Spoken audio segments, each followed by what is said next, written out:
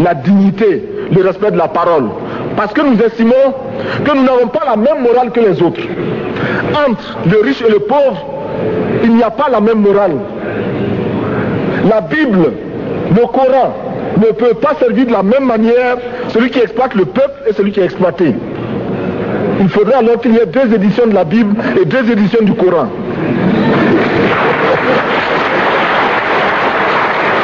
Nous ne pouvons pas accepter qu'on nous parle de dignité.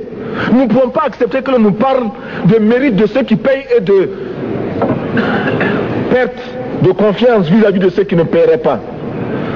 Nous devons au contraire dire que c'est normal aujourd'hui. Nous devons au contraire reconnaître que les plus grands voleurs sont les plus riches. Un pauvre, quand il vole, ne commet qu'un larcin ou une peccadille, tout juste pour survivre par nécessité. Les riches, ce sont eux qui volent le fisc, les douanes et qui exploitent le peuple. Monsieur le Président, ma proposition ne vise pas simplement à provoquer ou à faire du spectacle. Je voudrais dire ce que chacun de nous pense et souhaite. Qui ici ne souhaite pas que la dette soit purement et simplement effacée? Celui qui ne le souhaite pas, il peut sortir, prendre son avion et aller tout de suite à la Banque mondiale payer. Tous nous souhaitons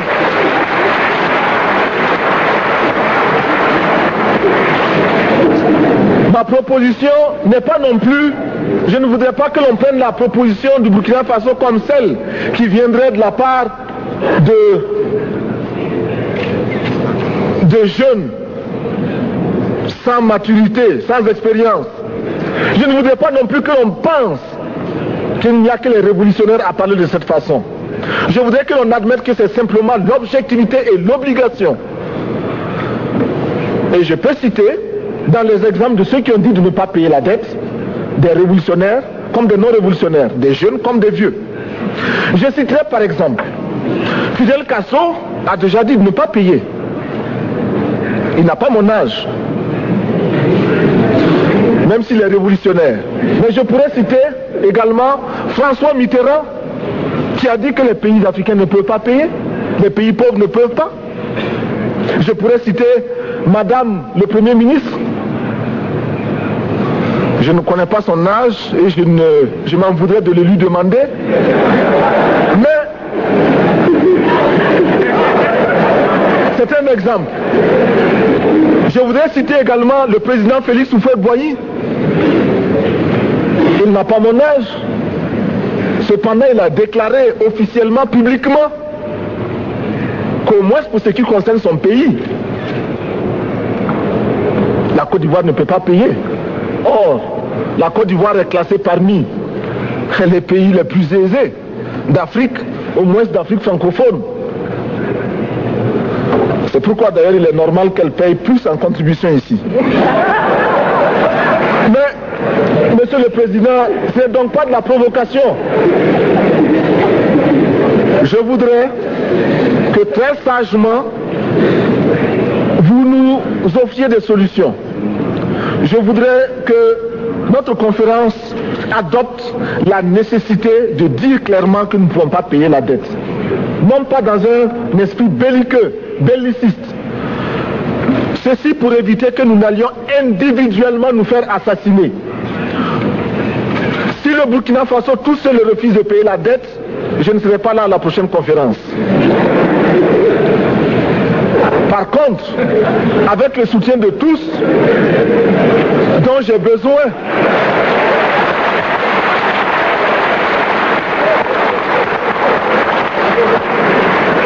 avec le soutien de tous, nous pourrons éviter de payer. Et en évitant de payer, nous pourrons à notre développement.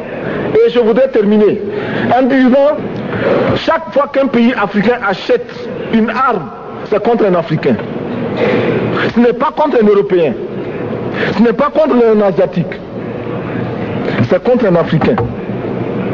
Par conséquent, nous devons également, dans la lancée de la résolution de la question de la dette, trouver une solution au problème de l'armement. Je suis militaire et je porte une arme. Mais Monsieur le Président, je voudrais que nous nous désarmions. Parce que moi, je porte l'unique arme que je possède et d'autres ont camouflé les armes qu'ils ont.